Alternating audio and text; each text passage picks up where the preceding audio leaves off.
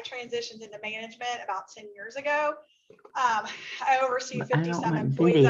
They like to call me a chaos coordinator because every day it's like it's constant chaos. We have 9 offices, and it's just but the fun thing for me about it is that although the premise of each transaction is the same, every one of them's different. Everybody's story is different. Everybody's circumstances are different. And I do miss being at the closing table. I enjoyed first-time home buyers. I enjoyed people who were buying their dream home. You know, I mean, there were all kinds of fun. And I have a lot of closers. They love it. They love that people aspect of it and being at the table. So there's a lot of detail that goes into it, right? I mean, we try, obviously super hard to get all the details right at the table. We like to say that the bottom line is nobody gets paid until we get to that table, right? You don't get your money, you don't get your home. I don't get paid. She doesn't get paid. It's just, this is how the transactions go. So it has been a very exciting market for the past couple of years in the Indy area. I love to see Lisa's people. I love this whole process. I mean, I'm dealing with stuff with my own parents right now, and I feel like this is a good thing for you to know, right? There are a lot of pieces to it. There's a lot of things to consider, right? And so I think, this is a great series for you to be involved in, and we enjoy being part of it. Good. All right. So I'm going to let Sara introduce herself and then tell a little bit about your, your job on our team. And first, I'm not able to do anything because I need to be muted. All right. Yeah, I think I got her muted. It keeps unmuting. I can't do it. Okay. Sorry. I'm Sara McCord with Indy Real Estate Experts. I joined Lisa a year ago, this month actually. And I help with the Downsizing Indy part as well as the real estate part. Can you unmute yourself on Zoom? Sorry. Sure. Because we don't have mics. There we go. Lots of technical difficulties today. So my background has been working with seniors for the last 15 years in a community type setting. I worked in a CCRC, which is the continuing care retirement community, for many years, and then transitioned into home care. So my background has been very much focused on the aging population, whether that be in a community setting at home, as well as some additional dementia training and that sort of thing that I have done over the years. So this was just a perfect fit in joining with Lisa to be able to combine 2 of my passions, which is real estate and also still serving seniors. So that's me in a nutshell and why I'm here. All right. So you're a host now. There is one person. I've muted them once. Bill, there you go. Yeah. All right. I think everybody should be muted now, except for you and I, Sara, and we're not using a microphone because those are also not working. So, hey, we're just rolling with it. I'm Lisa Treadwell. I'm a realtor. I've been a realtor since 2007. I started specializing with seniors in 2010. I just had a personal experience like most people back behind me. That's how I got into the industry and started meeting people in the senior industry. It was really cool because I'd go to networking events and there wouldn't be any other realtors back then. And now I think you guys can agree, you go to senior networking events and you see lots of senior or realtors there wanting to kind of break into this niche because they want to take advantage of all of the baby boomers, downsizing. I actually went and studied how to help people downsize. I have a couple of certificates that specifically relate to helping people who are downsizing in real estate, and then also the move management process. So education is important to me. Obviously, I've been doing these for in year 6 now, and it's what we do when we're working with clients is we have to educate them on the process, whether it's a senior who's downsizing or a first-time home buyer or somebody who just has not sold their house or sold a house in a while.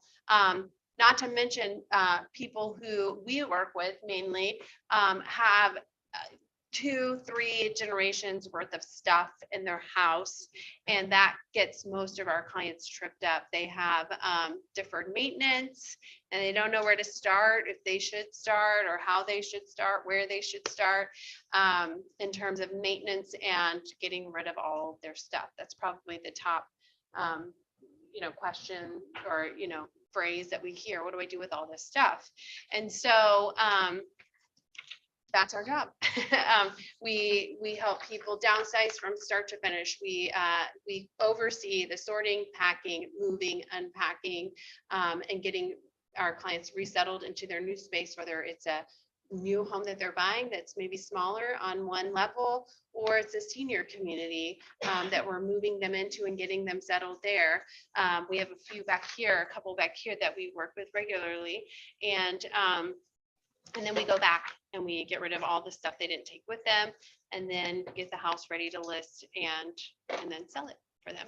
So a lot of our clients are still paper and pen, as you know, and this industry is an e-signature kind of industry. I mean, most people, most realtors, when you say they got to sign paper and pen, that alone would cause them to run the other way.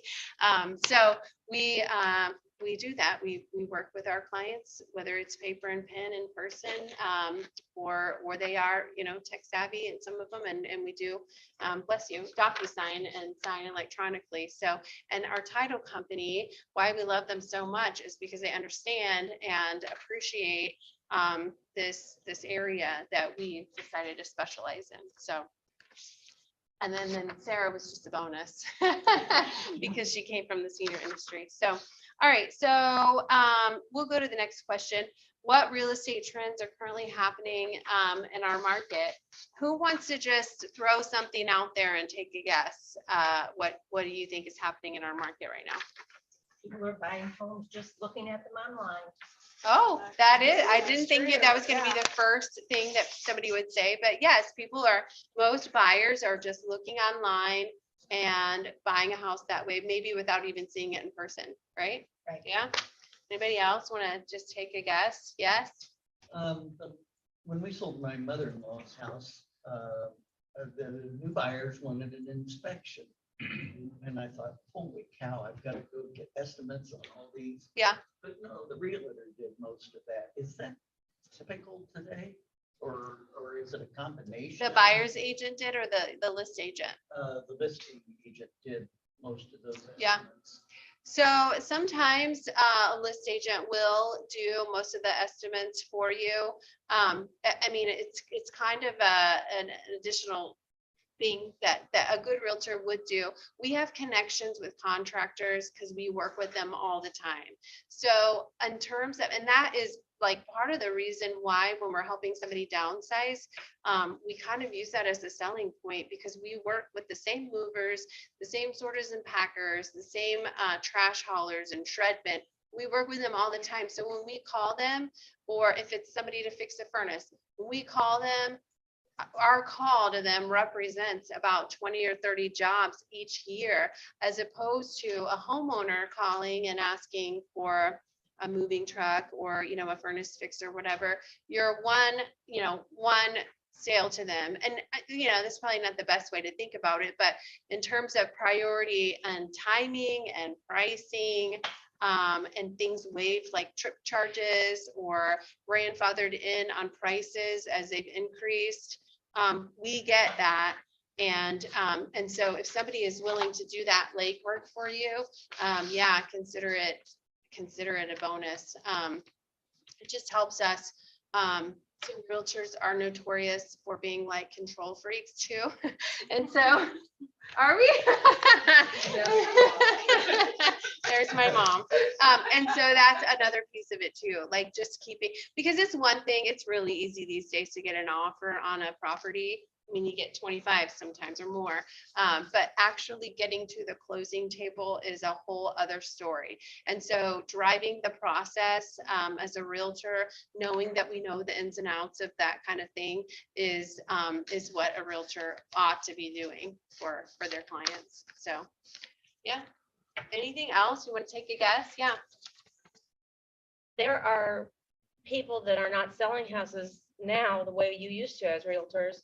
I mean, I was just faced with being turned down because I only offered $25,000 more than they were asking. And this is becoming very popular. They have closed bids. Yeah. And you don't know what you're up against until your head's chopped off. Yeah. I didn't have any room to move. That's the first time in the 26 years that I've been in this business Yeah. that I've seen this market. This market does this, right? I mean, we ride the waves. And this is the first time that I've seen, I mean, it's an inventory, it's a demand Yeah. problem, right? But it's been going like this for For a like, long don't you time. feel like It 10 is years? crazy. I It mean, feels like- honestly, 2 years ago when COVID started, we were terrified, right? We thought we were gonna like have to close our door. You know, we didn't know what, nobody. was gonna happen. A state just north of us wasn't even allowed to sell real estate. Right. Michigan. Right, yeah, it got a little, so it obviously got very precarious, you know, in the business, but what we found was, and I mean, fortunately, like 2020 was one of our best years, and it was weird. It's like, why? You know, and the rates had something to do with that. You had a lot of people refinancing. So that was a huge part of it as well. But I think people being cooped up in their houses, right? They realized that their house no longer works for them. Yeah. And so it was like, yeah, I need more space, or if I'm going to keep working from home, I got to do something different. So that kind of drove the market too. But yeah, I hear that a lot. And for us, we review the purchaser when they come in. We can see, you know, sometimes we know what the list price was. Not always. It's not really something we need, but we see that the sales price came in so much higher than the list price. I mean, just because of the competition. It's crazy. I've never seen that before. Yeah, and that's what I was just gonna say. I've talked to people who have been in this industry way longer than me, and they say we've never seen a market like this, which is not typical at all, because we just ride the real estate just ride wave. the It goes waves, up and yeah, down, and yeah. it's cyclical, and we all know that, and that's what happens. But so the importance of having a good realtor on your side is even more important now than ever, because nobody has seen a market like this. Nobody has seen our industry do what it's doing right now. So at least you have somebody on your side who's in the real estate industry every single day, and they might have good relationships with other realtors. So if you have a buyer's agent, the importance of being involved in our board and just having good relationships with other realtors is helpful when it comes to multiple offers. When you can talk to somebody who you know well and you've had a good relationship, that's just one piece of it. There's so much more. I don't even think we're going to get to it all in the time that we have here today, but that is true. We've heard $25,000. I feel like, oh, that's nothing. We've heard crazy amounts. And what's crazier to me is that buyers, in order to, and I will say, and I know this is more your area, but price isn't always the driving factor, right? There are a lot of other things that go into that. And you have to keep in mind, if the buyer, they may offer $25,000 over, but if they're getting a mortgage, that lender may knock that back down when the appraisal comes in. So price can't always be your deciding factor. You know, you have to look at the whole big picture of it. But I think we see like appraisal gap addendums, like that's crazy. Like, so what that means is that, let's just say you were offering 150,000 and you put in there that, but what if it only appraises for 125? They'll put in there that this buyer will just pay up to a certain amount over the appraisal in cash. And as a buyer, that's pretty much, you know, like the money on fire, it's gone, because you're just paying to get the house at that point. So we've never seen appraisal gap money before, but that's what people are doing in order to get these houses. Yeah. You know, oh, yes. Yeah. 50 cents of how long this is going to last. Here's what I've learned. If I had a crystal ball, no, we don't. And I will tell you, like, you know, I was in a meeting yesterday, and we wish we knew, right? It's so hard to predict. And now with everything going on in the world with Ukraine, like, you know, we just never know. And I will tell you, from our standpoint, from a staff, it is very hard to know how to staff our business, because if the rates if they raise the rates tomorrow and something goes bad in the Ukraine and that we hit a brick wall, what are we going to do? You know, we're always, that is always in the forefront of our mind. We're very cautious to hire people. This time of year, I would be hiring people. I'm gonna wait a few more weeks. I want to see how it plays out, right? But so, yeah, I mean, we never know. And that's what makes this makes We've it very been difficult. telling sellers, it's a seller's market. I'm not even kidding you. For 7 to 10 years, it's been crazy. going up. I mean, the last buyer's market we had, was back in 2009 and 10, and we're in 22 After a right now. recession, Yeah, and so back then, we had to tell sellers, if you want to sell your house, you're going to need to bring $40,000 to the table. Now, if you want to buy a house, you're going to need to bring extra, yeah. whatever. I mean, so it's been this way for a long time. Yes, sir. I'm hearing that even some buyers are waiving inspection. Absolutely, they are. Yeah. Is that, I did that. is that common? Yes. So in a purchase agreement, how many pages is a purchase agreement these days? 8? Okay. They keep They keep changing. yeah, every year there's a whole committee that works on a purchase agreement, on our contracts. So in the purchase agreement, it's filled with all kinds of contingencies, and we can go over some of those too.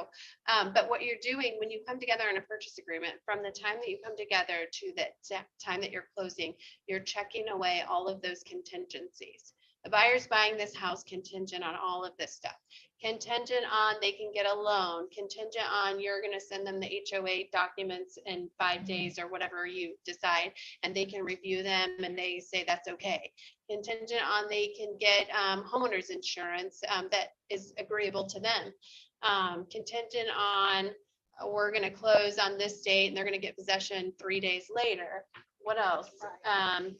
The thing is, in the contract, and this is what I always tell people, everything's negotiable. Yeah. Right? Everything is. There's nothing. I mean, we have our standards and we have our customs in this market.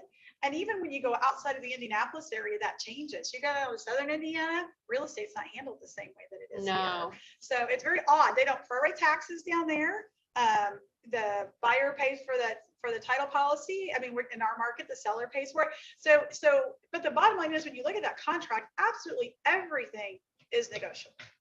Everything except time. Well.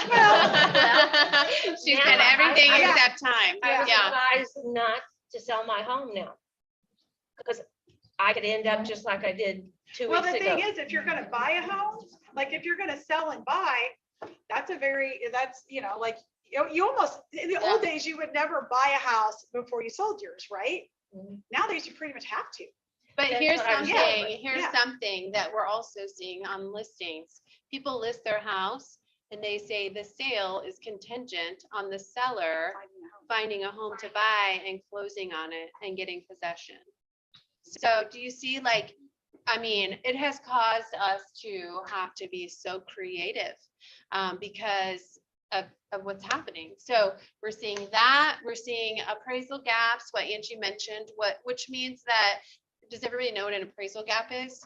If their buyer's getting a loan and let's say they offer $25,000 over the purchase price and it only appraised for the purchase price, that means buyer, if their appraisal gap is, they say we'll pay $10,000 over for appraisal gap. That means they're going to pay not 25, what you guys agreed on, over the list price. They're going to pay 10,000 over the list price because it only appraised for that list price, and they agreed to $10,000 over the appraised price because that's cash that they have to bring to the table because their lender's not giving them that money. Plus they have closing costs. Plus they'll have a down payment of at least 3% in most cases, and they will have to pay for an inspection if they're getting that. When you're looking at a first-time home buyer, I mean, I've seen first-time home buyers doing appraisal gaps, and first-time home buyers typically do FHA loans, not always, but they don't usually put down a lot of money, especially anymore because there are so many loan products out there that don't require them to, right? So for first-time home buyers to do appraisal gaps, like that's money you have to have, and most people don't. So that is cutting a lot of first-time home buyers out of the market because you get more seasoned older buyers who maybe have a little more capital to work with. And so that's why you have people that are these multiple offers and they get cut out of it. So it's a very cutthroat. I mean, it's a very. It's always been a cutthroat- cutthroat industry, but now it's even it's- more. And in just a different way we've never seen. it. Yeah. Yeah. We looked this week on Monday, Sarah and I were looking, because there are Facebook groups for realtors and things that we talk about behind the scenes that, Right. that everybody sees. But this, there were approximately on Monday, this could be different now. There were approximately 2,000 listings in all of our board. That's not counting all the like builder listings, but a lot of builders also list on the board. So about 2,000 listings, and there are about 9,000 realtors in our board, and central 8,000 something. So for the 2,000 listings that we have, 8,000 or between 8,000 and 9,000 realtors are vying for those listings, because something in our industry that we always hear in training and everything is list to last. You have to have something to sell if you're selling real estate, right?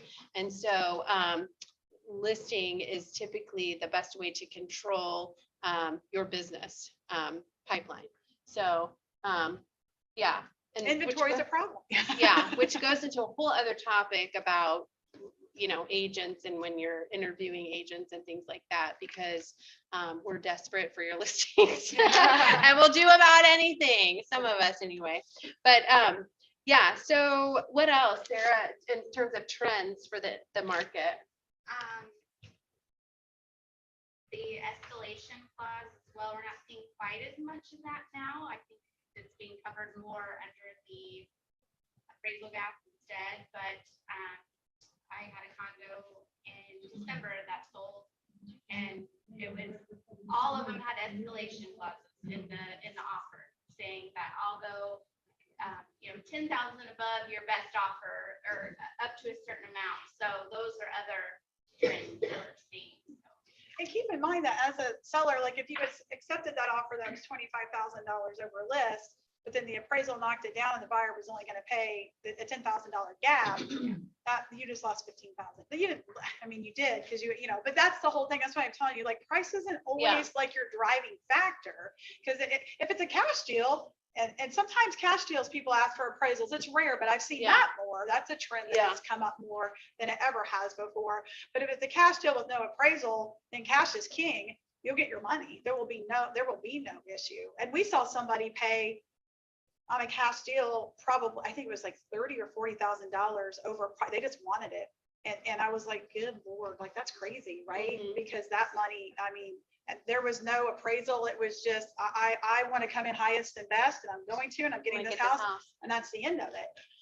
So you just keep that in mind, that price isn't always everything. Yeah. Yes, ma'am.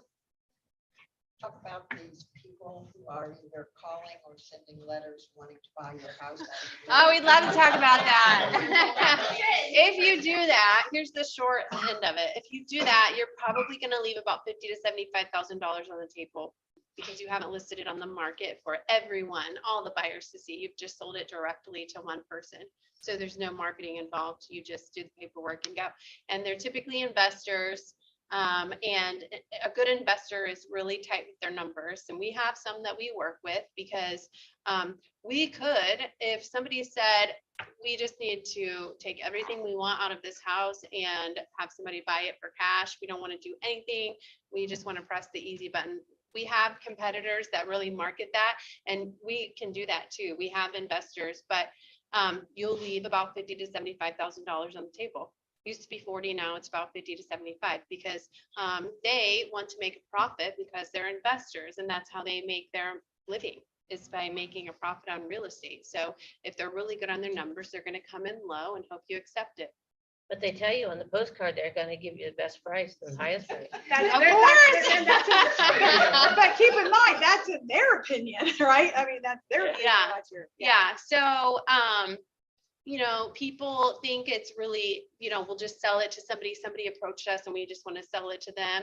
And we've had people do that before. And we feel like it's our due diligence to tell you, or our fiduciary responsibility to tell you that you're going to leave about $50,000 to $75,000 on the table. We just had one last year in Tri-West area, And the nicest people, they were downsizing and they were buying another property, but their neighbor's best friend wanted to buy their house and they approached them.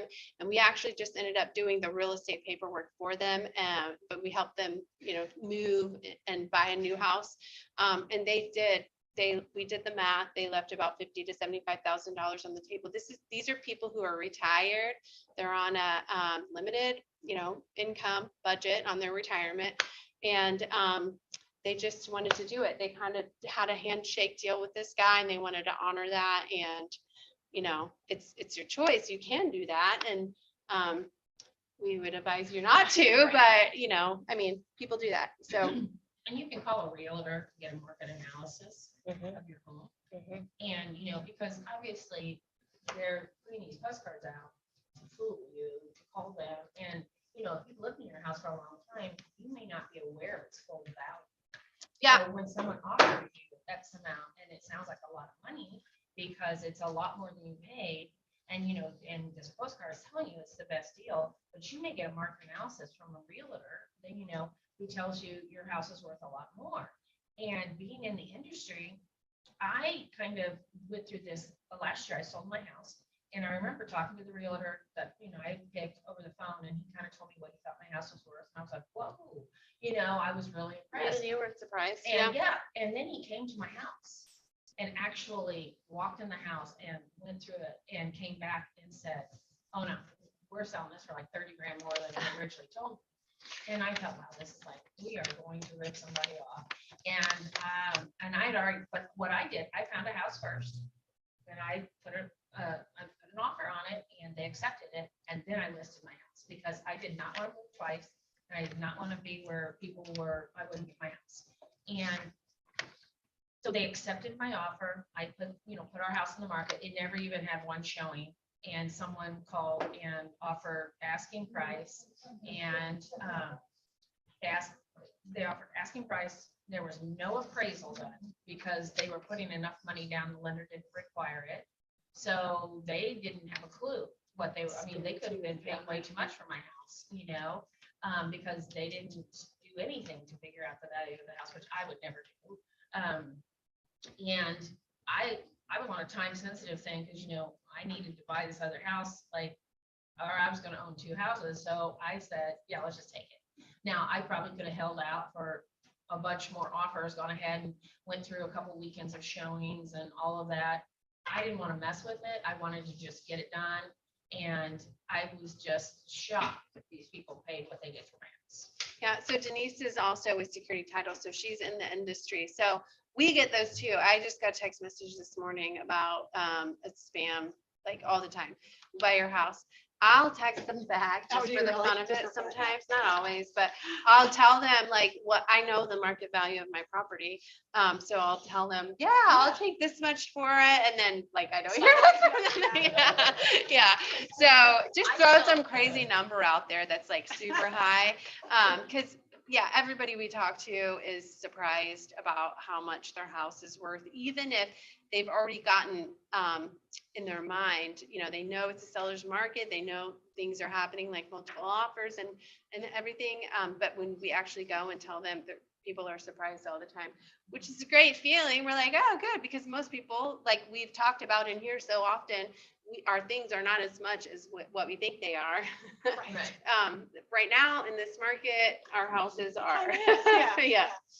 And that's the thing, like Lisa, she can come and tell you exactly what your house is worth. And because of the knowledge that she has in the industry, and she's going to be able to tell you what it's really worth, and not somebody who's trying to come in and buy it low and scam you so they can flip it and make the 50 grand that you're leaving. Or Sara. Sarah got her license too. Yeah. Sara or Lisa. So that's where it's really important to make sure, because I just think there's a lot of people out there making a lot of money, and they're doing it because they're kind of people that maybe don't always know the value. And I'll tell you, everyone in this room will probably be shocked if you had a market analysis of your home and the amount that it's actually worth. Yeah, and also not to mention online and in the room, you all are targets if you haven't guessed, or your targets for exactly those people who are calling and saying we buy ugly houses, or we'll pay cash for your house and close in 2 weeks or whatever. I wanted to say one thing on the possession and things like that, and then I wanted to talk about rates and affordability. So Angie said everything in real estate is negotiable. We talked about some people will list their house and say, this is contingent on the seller finding a house and closing on it successfully. Another piece that is contingent in real estate is possession and closing. So buyers they'll do anything you want them to because they just want a house. If you tell them, I need to find a house first, they will figure out somewhere to stay until they can close on your house, and you've moved out and you closed on your new house, or moved wherever you're going. They will figure it out. So for people who might be on the fence about listing their house because they don't want to be homeless, that's a valid concern. Obviously we don't want to be homeless, but know that in this market you can be in charge of when you actually have to be out of your house, and buyers will adhere to that because they want your house. There's just not enough inventory. You hear a lot about staging and all that. Yeah. I have a lot of furniture that some I'm gonna take, some I'm not. My thought was, do I need to go ahead and buy my new condo and move my furniture and leave the house more bare?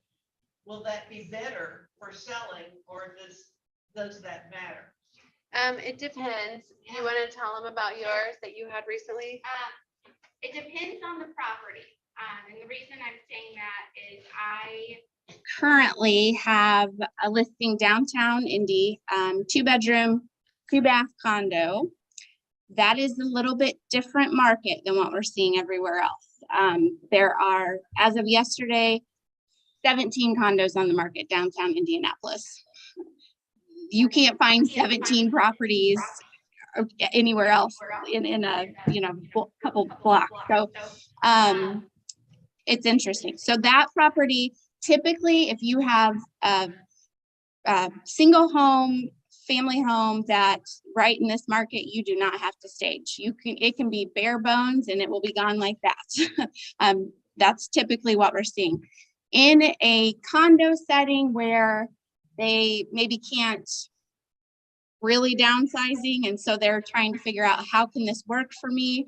That situation, we did have to end up doing some staging because people just couldn't see how their furniture was going to fit, or if they could fit a full-size bed in 1 bedroom, that kind of thing. So it depends on the property, but for the most part right now, if you have a single family home, you don't need to have it staged.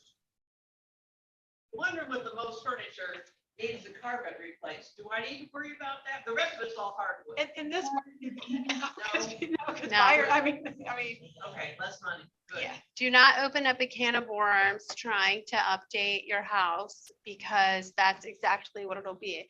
You'll replace the carpets and then you'll say, oh my gosh, the trim, the walls, they look bad. I need to do that. And then you'll have the trim and the walls painted. And then you'll be like, oh, my kitchen is so outdated. Maybe I'll change the cabinets.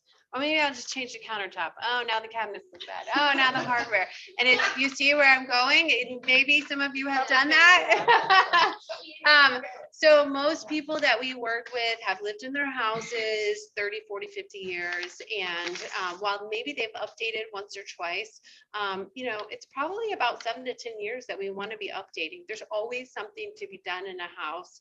And I know that now more than ever, because I'm coming up on that, and I'm having to do things to my house or decide if I just want to sell it now and move. And,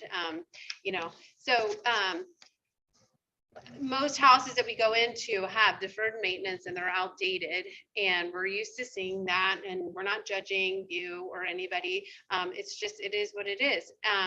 But in order, like right now, you don't have to do that. You do not have to make repairs or updates, and you're still going to get multiple offers on your house. The condo thing is a little bit of an exception, just because there are so many condos downtown, and there's lots of things happening with that one. We could talk HOA fees, just the shape of the second bedroom, things like that. But we're working on it. They're motivated, and we're gonna get it sold. We staged it on purpose to show people that it could be an actual 2-bedroom condo, because just a lot of buyers don't have that great of an imagination. So if it were a typical market where it was more balanced, or it was more of a buyer's market, we would be telling you something completely different. But you do not have to cater to buyers. Buyers are catering to sellers now because of those numbers that I just told you. If let's just say, we can even make the numbers low. Let's just say there are 8,000 realtors in central Indiana. And let's just say each realtor had 1 client, which is not the case. It's the 80-20 rule, just like everywhere. 20% of realtors sell 80% of the real estate. But if we average that out, let's say all 8,000 had 1 client. Let's just say half of them were working with buyers and the other half were working with sellers. We only have 2,000 listings on the market right now. Even with those numbers, it does not work out in anyone's favor, you know? And so you do not have to do don't change your carpet. Don't move your furniture, don't change your carpet. Yeah, don't say, and in terms of the logistics of the furniture and staging and things, it'll end up costing you more money. The order of things, typically how our process is we figure out where our client's moving to. We'll do a floor plan and go through everything they want to take with them and do measurements to scale and make sure everything fits, because the last thing we want is a moving truck in the drive with a bunch of stuff that doesn't actually fit into your new property, because that would be very costly and it'd be a mess. So we do all of that. Then we sort, pack, move, unpack, get everything settled over there, and then we go back to the old house and we'll liquidate. Whether it is we're going to send it to auction, we're going to donate it, we're going to recycle it, we're going to shred it, we're going to trash it, whatever it might be. We'll clear it out then and get the home professionally cleaned. So in some cases, we've talked to people about using some furniture to keep and stage, but ultimately, if that stuff is stuff that can go to auction, you want to get it to auction right then, because you have a bigger lot for the auction. You have more things to sell, and you're not paying for a truck to come twice, because there are truck fees, with the auction company, and they've increased their prices actually. So in terms of logistics, it makes sense to just clear it out. Unless you have some exception like that condo, which we would know looking at it, or another realtor would know. I would say just clear it out. So, okay, so I wanted to mention rates and affordability. So how many have refinanced their, you don't have to say if you don't want to, but how many have refinanced their house in the last 5 years? And what was one reason that you did that? Extremely expensive medical bills that our insurance didn't cover because my husband was on an experimental drug. Okay. So you got equity out.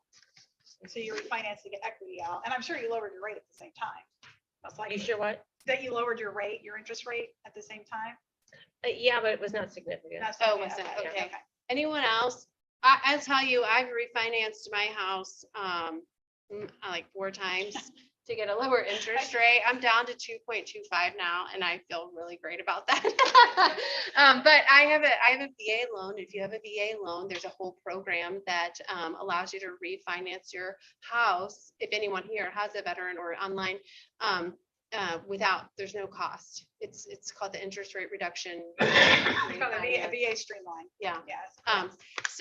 But even if you don't have that, lots of people were refinancing their houses to the tune that some loan officers were so busy with refinancing that they couldn't work with or vice versa. They were working with buyers and they weren't taking, because rates were so low. Now they're starting to creep up.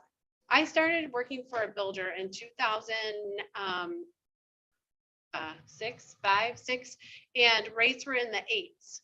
And I remember our manager, we walk through and go to trainings and stuff, and they would just tell us how low interest rates were. They were 30-year lows, like they, and it was like 8.25 at the time, Now I have a 2.25. Even if they do creep up, they're still 3.75 phenomenal. right now. Some are in the fours. What is it on that sheet that we did? For the first week of February end, it was 3.50, 2.77 for a 15-year. Today, I think I saw 3.2. Even if the feds raise their rates when they meet here soon, that doesn't mean interest rates will go up. There's so many other factors tied into it that, there's other bond markets and stuff that it may not drive rates up. We Yeah. just don't know. It again goes to that crystal ball, like if we knew, Yeah. right? But it could, but again, there's, like she said, they're so affordable even now. Yeah. And if you get a smaller term loan, like if you do a 15-year, the rate is lower than a 30-year. Because it's less risk for Because the it's less bank. risk. Yeah. Right. So there's all kinds of different programs. And when she mentioned VA, I mean, if a lot of people don't take advantage of that. If you are, or I you're think married to people a don't know veteran, about they it. don't know about it. VA has phenomenal programs for veterans. So if you are married to a veteran or you are a veteran, and the next time you buy a house, look into it.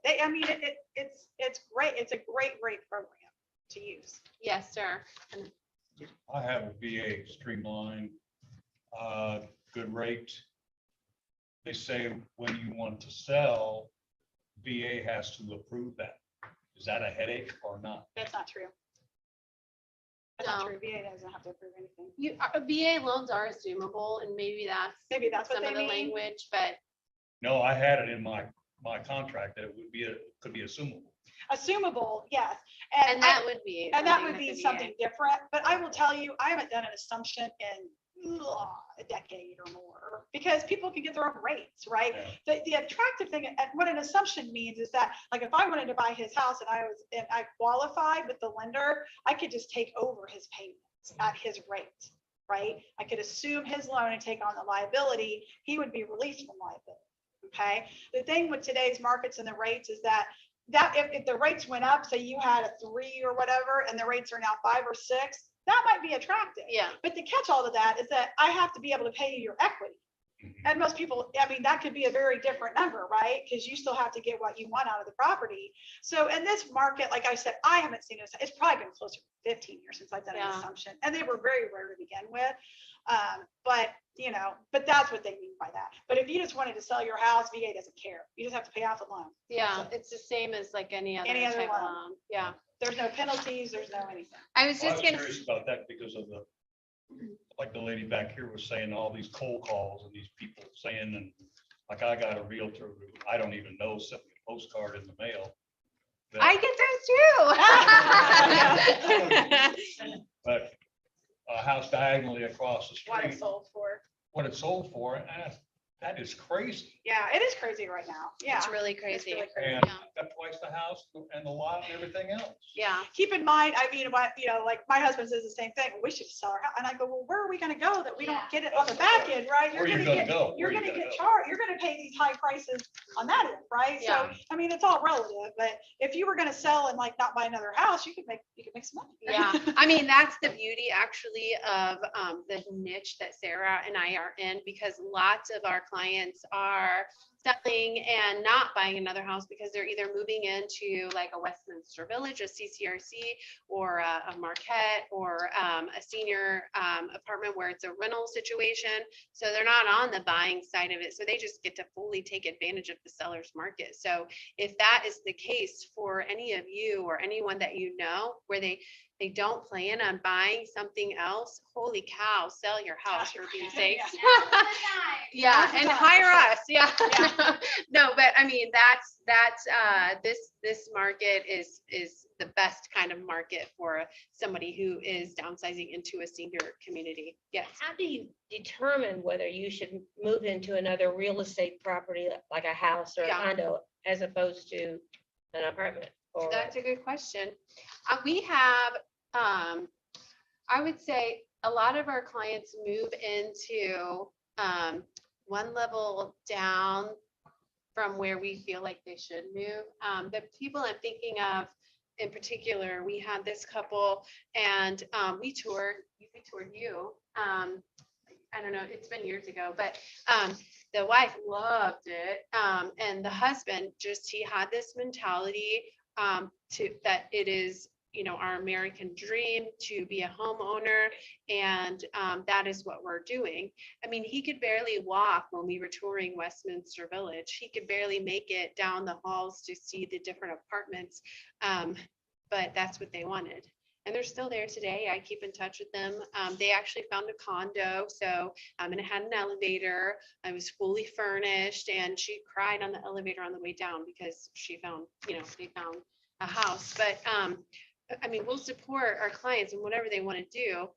I wasn't going to push them. And we showed them different living environments. We showed them a couple of senior, places, communities, and then, properties that they could buy, even though we would have made less money if they would have moved to Westminster Village. We want to show them things. We want to just have their best interest in mind.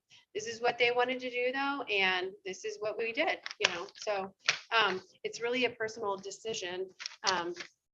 What do you do? My comment on that. I'm working with somebody right now who I had worked with about 2 years ago. They lived in a Del Webb community. They were looking at a retirement community. Ultimately, they decided to move into a smaller home, one little home, and not into a retirement community. Daughter called me the other day and said, "Mom had a stroke. Now we have to do this." She had bought this house, she's only been in it 8 months. And now they're looking to sell, they're concerned. And there's something about capital gains that is, they're like, okay, well, can we rent for a while? We can lease the house that they're in. We can make that a rental property for a while until we get over that capital gains. Do you want to talk about that? I can. That stupid questionnaire that you guys make us questionnaire fill out. I know, right? I will tell you, I'm not a CPA, okay? And there are 1,000 different tax laws and different things that go into this, but this is the premise of it. When you sell a house, there's a questionnaire from the IRS that you have to answer. The primary question on it is, and I think this is where they're at, have you owned and lived in the house as your primary resident for 2 of the last 5 years? So if they rent it, even if they that rent takes it, out, that doesn't qualify. Yeah, that's not your fault.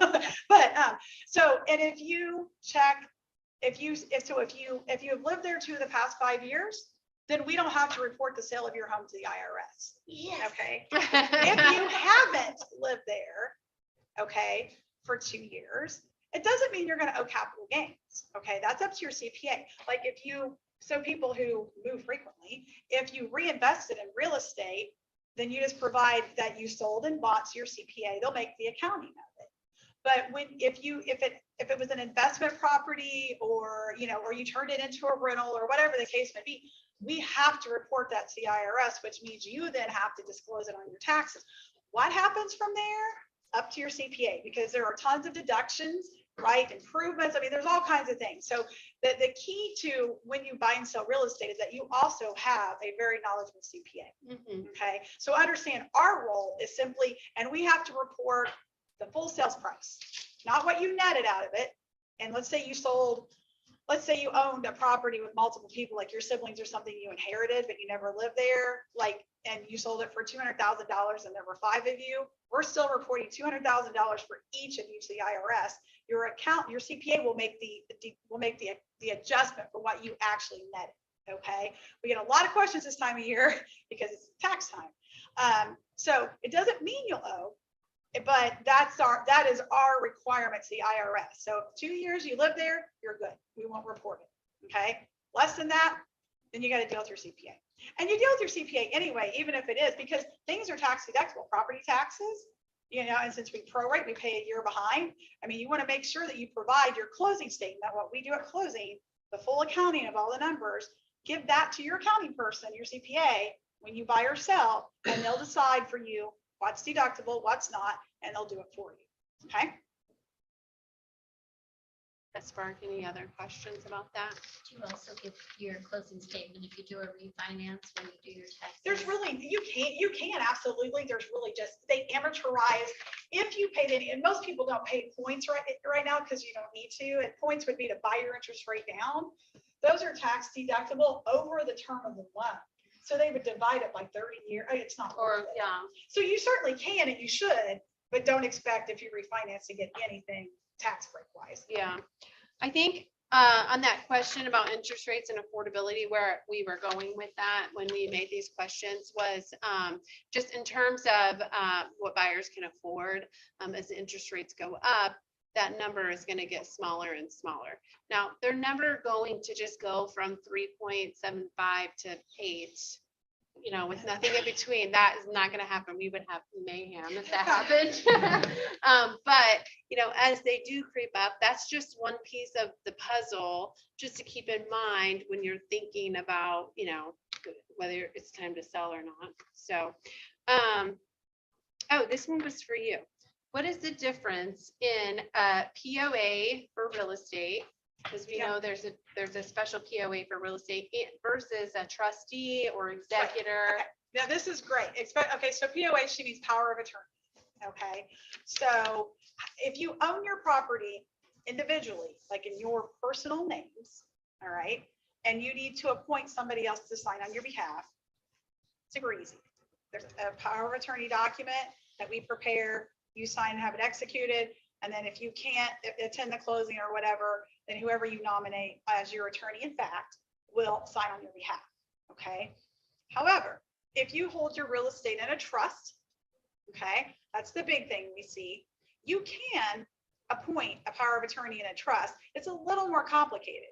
Our requirement typically is that we want you to sign the deed yourself as the trustee. If you're the trustee of your trust, you should really be the one signing it. So if we have to have you sign a power of attorney, signing the deed is no big deal. You still have to get a notary. It's just another document.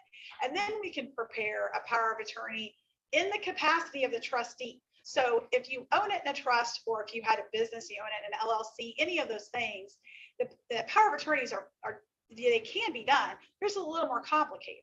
Okay. And we might ask you to just go ahead and sign the deed to keep it clean. It just makes a cleaner transfer with the county. If we ever get into an estate situation, if the estate owns the property, then there's a personal representative of the estate. They can also appoint a power of attorney, but they're going to sign the personal representative's deed as well. So those things can be done. It's just a little more, there's just a little bit more complicated, a little more detail to it. Okay. We have 2 attorneys here too. That know all of that lingo. I was going to tell you that, like, because I was just feeling you were going to say, like, I'm not an attorney. Oh, yeah. But they would correct. They would correct if we us, said yes, anything. yes. Yeah. We just had a situation where I was working with the adult children here in Indianapolis, and their parents went down to Florida. They moved down there, and we needed to sell their property. And actually, a buyer, it was just a weird thing. A buyer had, not weird, I mean, it happens all the time, especially in this market. Yeah. Buyer came to them and they wanted to sell it to her. And so I was just coordinating the paperwork and the title work. And the buyer's agent chose the title company, and we needed to get power of attorney because adult children were up here. They were going to sign for mom and dad who were in Florida, and mom has health issues, can't come back for closing. And they went on their own. Sometimes people go rogue on us, clients go rogue, and they do things and we have to fix it. Yeah. So that kind of happened with this situation. They did a POA online with I don't even know what company. They just did this POA online. It was the wrong POA. It was missing things. So they went through all this frustration for something that wasn't even acceptable to the title company. And just because the title company knows, they file deeds all the time with the county. Thousands of documents. So they know what is acceptable and what's not. And this title company was like, this just not gonna work. So they ended up having to prepare an entire other power of attorney, and we had to find a notary. I actually had to call the hospital in Florida where mom was to find a notary. Luckily, it was a small little town, so we got people answered the phone, and there was a notary in the hospital. She had to go and witness her signing this power of attorney and notarize it. And it was a big chaotic, and it did not have to be that way. Yeah. So like probably thinking ahead, they could have just while they were here, before they went to Florida, they could have just assigned power of attorney to their kids, knowing that they were going to sell their house up here anyway. Right. And what we prepare, if we're asked to prepare a power of attorney for closing, it is a specific power of attorney. It is simply for that transaction only. If you have a durable power of attorney that you've already had executed, that works too. We can use that. So, and a lot of people do. So it's one of those things that it's important when you list your house, that if you feel like you're going to have to use a power of attorney, that you let your agent know, especially, I mean, she'll ask for it right away if the child, or if somebody else is signing the listing contract that doesn't own the house, right? We have to know why you are signing it if you're not the owner of the house. So, so durables work just as fine too. And a lot of people have those. Medical ones, not so much. They have to be specific to real estate. I mean, they have to mention real estate. Okay. And durables typically, I mean, they always do. So. Do you have a question? My husband passed away last year. The mortgage, we don't have a mortgage, but everything is in both names. Right. Am I gonna have to show? You read my mind. Yeah, I was that just was gonna the get next to question. this. Yeah. So here's what, do you hold title? So you hold title individually as husband and wife? We did. Yes. Okay. So what we would require at closing is a copy of the death certificate, and we'll prepare what's called a survivorship affidavit. And then you'll sign it at closing, and that's all you have to do. Only at closing, does that come up? Okay. Yeah. And that was actually the next question. Yeah. What are the common ways to hold title, and what happens if someone on the title is deceased? So if you are selling real estate and maybe your deceased spouse is on there, or you're an adult child selling for, a house that you inherited maybe. Yeah. So what are the common ways to hold title? If you're husband and wife, then husband and wife, right? Or tenants by the entirety, the same thing. You can also be joint tenants with right of survivorship. That means that if something happens to either one, so say you hold title with your child, because a lot of people do that. They put their child in title with them. And if you're joint tenants with right of survivorship, then it's a different kind of survivorship affidavit.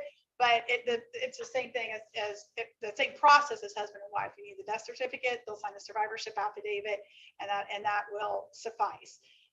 If there's no what we call tenancy listed, if you are husband and wife and you're just not entitled that way, it's still okay. Our underwriters accept that. As long as we know you were married and we can prove that, then it's the same as husband and wife. Let's say that you were.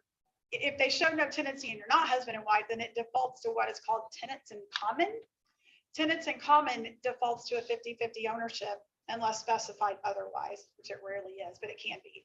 So if you have two people in title that are tenants in common and one passes away, it's a lot more complicated, because then you have to deal with their estate or whatever so you own 50% of it, they own 50% of it. You can do, so they're 50%, we have to qualify.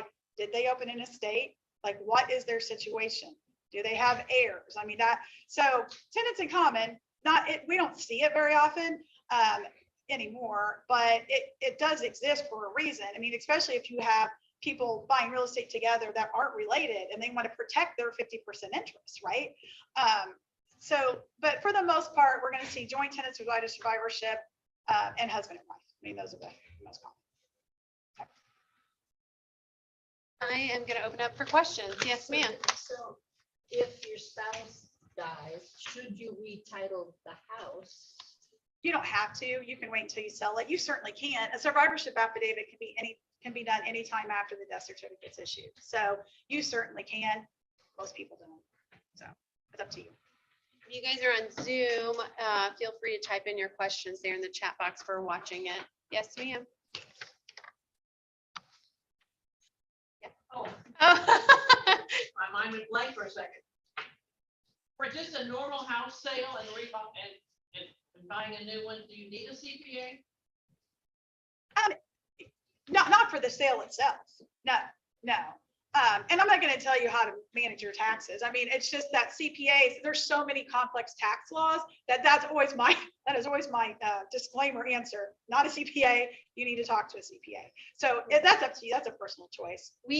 You get copies of all of your documents at closing, and like these people in Florida, I'll mail all their documents to them because they're paper people. So rather than scanning and emailing it, I'm just going to pop it in the mail to them so that they can send it to their accountant when it's time to do their taxes. If you do your own taxes through TurboTax and you understand it, and you answer the questions, more power to you. That's really fine. You don't have to have a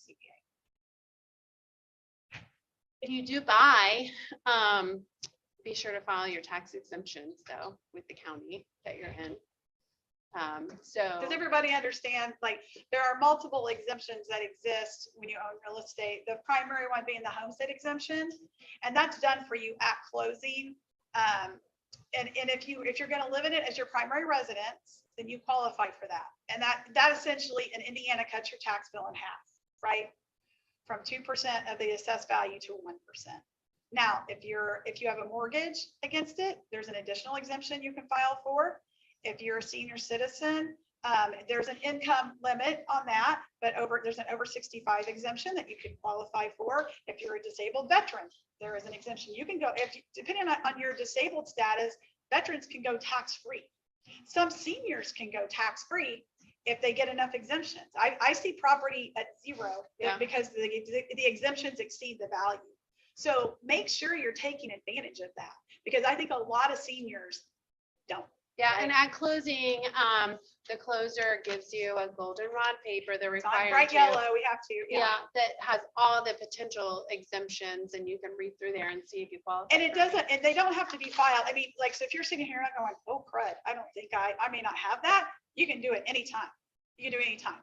And yes. What if you're the widow of a veteran? I don't know about I don't know if they would, but it would certainly be worth inquiring, because the worst they can do is tell you no. Right. Because there are benefits to being the spouse of a veteran in other areas, like for seniors. There's also blind, disabled. I mean, there are a whole list of exemptions. So it's definitely something that you might want to put in your, in the back of your mind to check on. And to do that, you would just go to the county auditor. So whatever county you live in, you could even, now that we're kind of a little more relaxed from COVID restrictions, you can go to the auditor's office in the county you live in. Most of them also do things online, but if you don't want to do that, if you want to take a day and go to, whether it's Marion County, Hamilton, whatever it is, to the auditor's office and have them, and they can walk you through the process, and you just sign.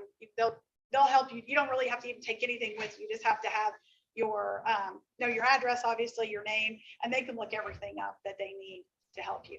For the ones that require income, that have income restrictions on them, obviously they'll tell you what you have to do to qualify for that. Okay.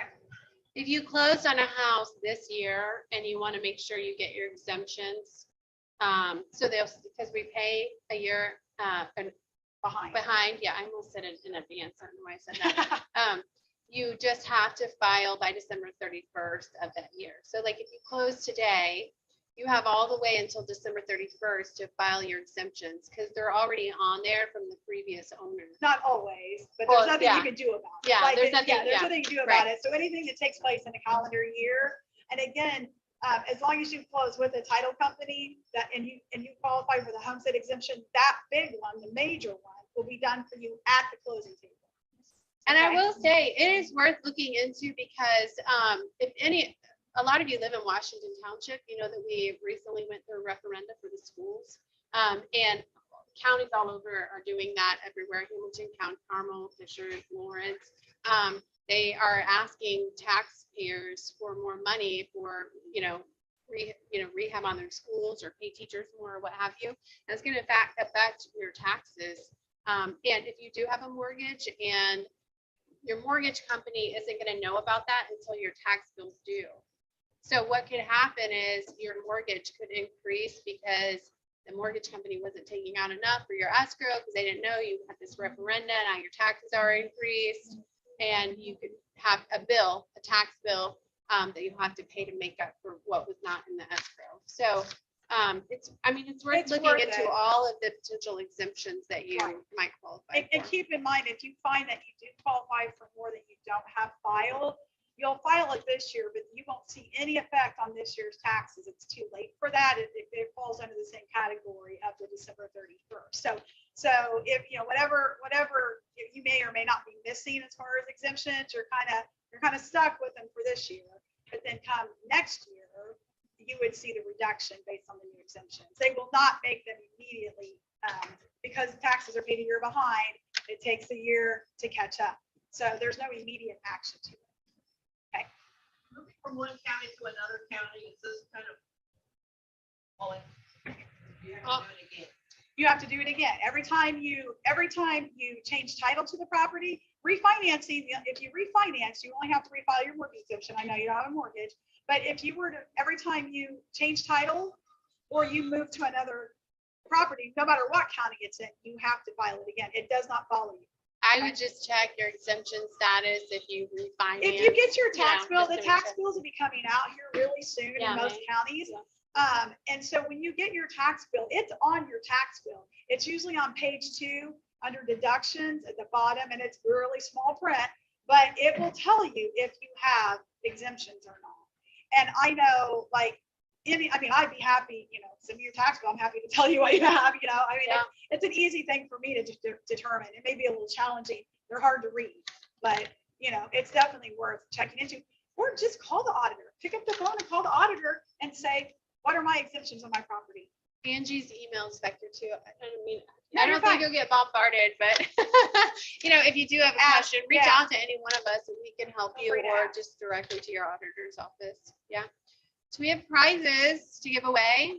Does anyone want prizes? All right, our Vanna White's gonna come up here. Yes, ma'am. I had a question. If the homeowner has had the property about 20 years, thinking about selling the apartment versus Yeah. not another equivalent house.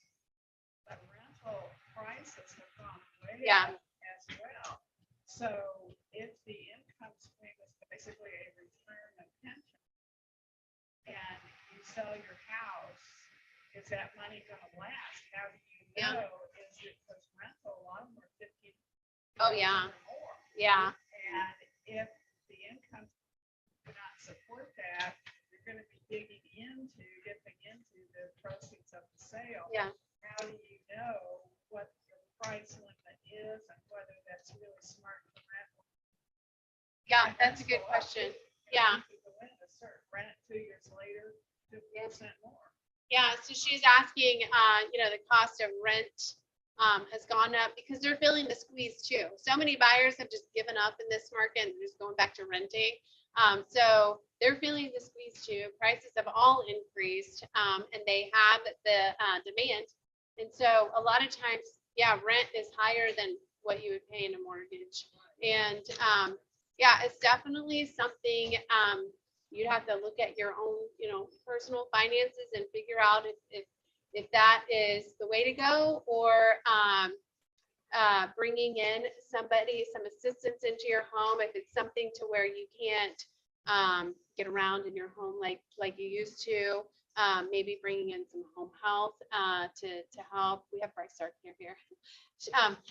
She can talk to you about that. But if it's something to where it just makes sense to stay in your house and bring in some home health aides to help do things that you can't do that you would move because of, that might be, an option just because of rent rates are so high. Yeah. And I don't think anything's going down. Like, I don't think prices are going down. They're just not. The market, the real estate market prices will, it'll stabilize and it'll be a more balanced market for a while. And then it'll drop into more of a buyer's market. And we see it within weeks. Like, we'll see it within a week. Like, here we go. We see weird lulls. Like, we're getting ready to come up on spring break for a lot of people. So there'll be a lull in the real estate market.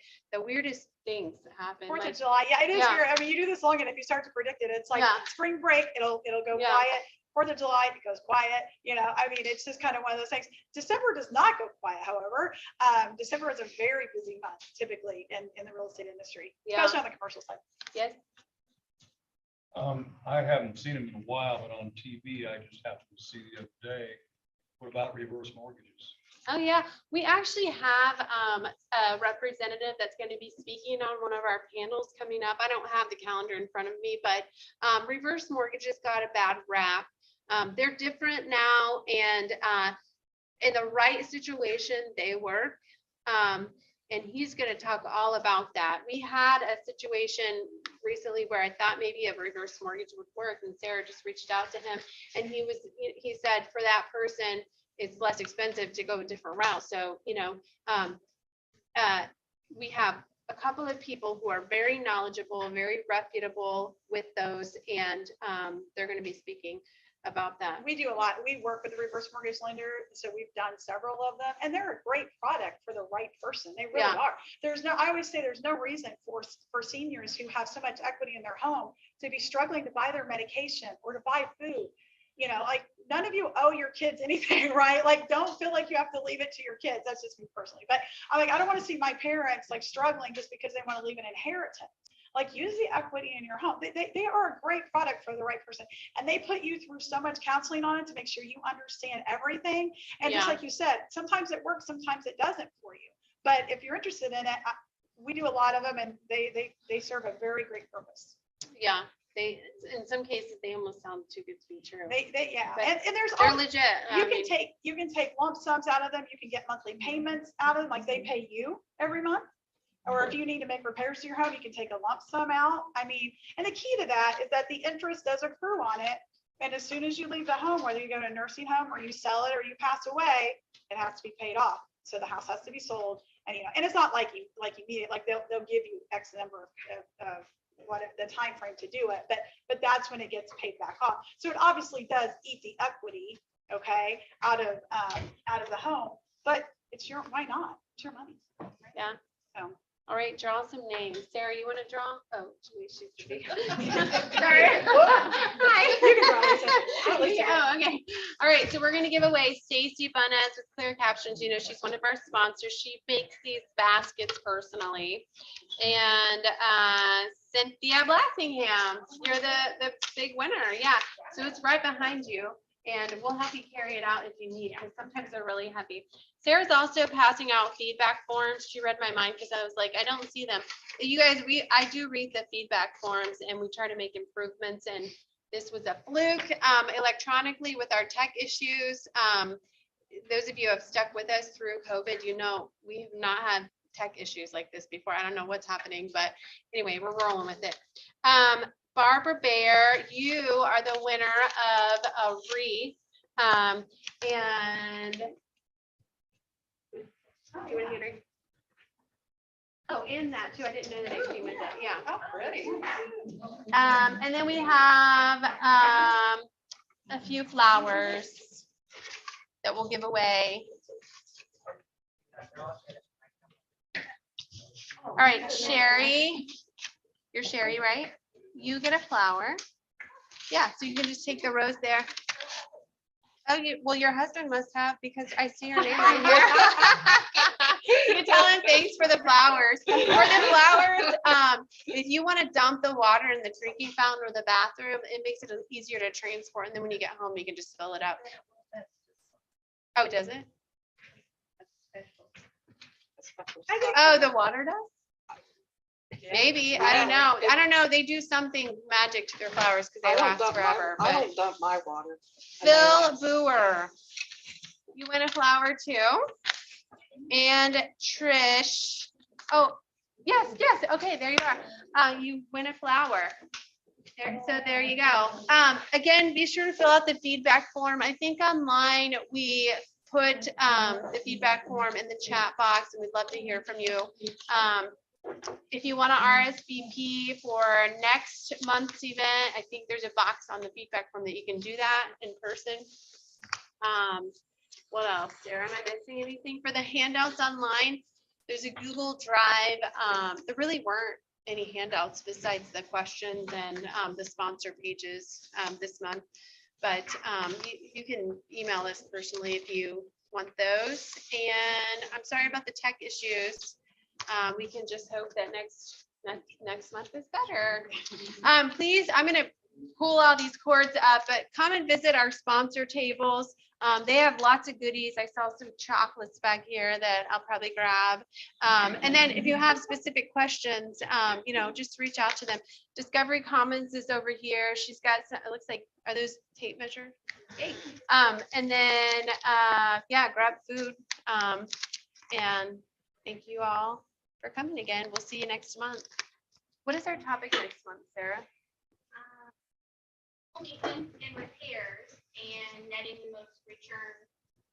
Which ones to do to net the most ROI? What Yeah.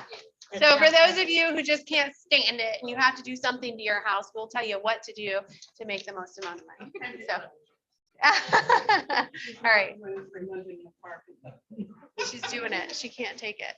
Yeah. Thank you guys for attending online. We appreciate it.